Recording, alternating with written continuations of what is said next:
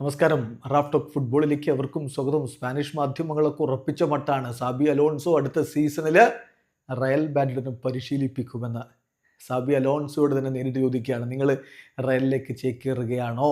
അദ്ദേഹത്തിൻ്റെ മറുപടി നമ്മൾ നോക്കിയാണ്. ബയർ ലെവർക്യൂസന് നാളെ കളിയുണ്ട്. നാളെയല്ല, ഞായറാഴ്ചയാണ് ആ കളി. ഞായറാഴ്ച വൈകിട്ട് ഇന്ത്യൻ സമയം, രാത്രി ഇന്ത്യൻ സമയം 9 മണിക്ക് ഫ്രീബർഗുമായിട്ടാണ് കളി. ആ കളിക്ക് മുന്നോടിയായി നടത്തിയ പ്രീ മാച്ച് പ്രസ് കോൺഫറൻസിലാണ് അദ്ദേഹത്തോട് ഈ ഒരു ചോദ്യം ചോദിക്കുന്നത്, നിങ്ങൾ റയലിൻ്റെ കോച്ചാവാൻ പോവുകയാണ്. അപ്പോൾ അദ്ദേഹത്തിൻ്റെ മറുപടി, എനിക്ക് പുതുതായിട്ട് ഇപ്പോൾ ഒന്നും എൻ്റെ ഭാവിയെക്കുറിച്ച് പറയാനില്ല. നേരത്തെ പറഞ്ഞ സെയിം ആൻസറാണ് എനിക്ക് പറയാനുള്ളത്.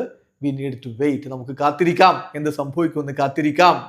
ക്ലബുമായിട്ടുള്ള എൻ്റെ കമ്മ്യൂണിക്കേഷൻ വളരെ നല്ല രൂപത്തിലാണുള്ളത്. സോ എല്ലാവർക്കും ഇടയിൽ ഈ കാര്യത്തിൽ ഒരു ക്ലാരിറ്റി ഉണ്ട് എന്നാണ് ഇപ്പോൾ സാബി അലോൺസോ പറഞ്ഞത്. അദ്ദേഹം തുറന്നു പറയാൻ തയ്യാറാവുന്നില്ല എന്നർത്ഥം. അതേസമയം കുറച്ച് ദിവസങ്ങൾക്ക് മുമ്പ് ബയർ ലെവർക്യൂസന്റെ ചീഫ് എക്സിക്യൂട്ടീവ് പറഞ്ഞ വാക്കുകൾ നിങ്ങൾക്ക് ഓർമ്മയുണ്ടാവും. അദ്ദേഹം പറഞ്ഞത് കൃത്യമായിട്ട് ഒരു ജെന്റിൽമാൻ അഗ്രിമെന്റ് ഞങ്ങൾക്ക് സാബി അലോൺസോയുമായിട്ടുണ്ട്.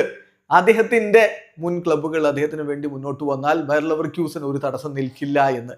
അപ്പോൾ നല്ല രൂപത്തിൽ കാര്യങ്ങൾ മുന്നോട്ട് പോകുമെന്നാണ് ബയർ ലെവർക്യൂസനും ആഗ്രഹിക്കുന്നത്. അതുപോലെ സാബി അലോൺസോ നേരത്തെ പ്രീ മാച്ച് പ്രസ് കോൺഫറൻസിൽ പറഞ്ഞതും നിങ്ങൾ ഓർക്കണം.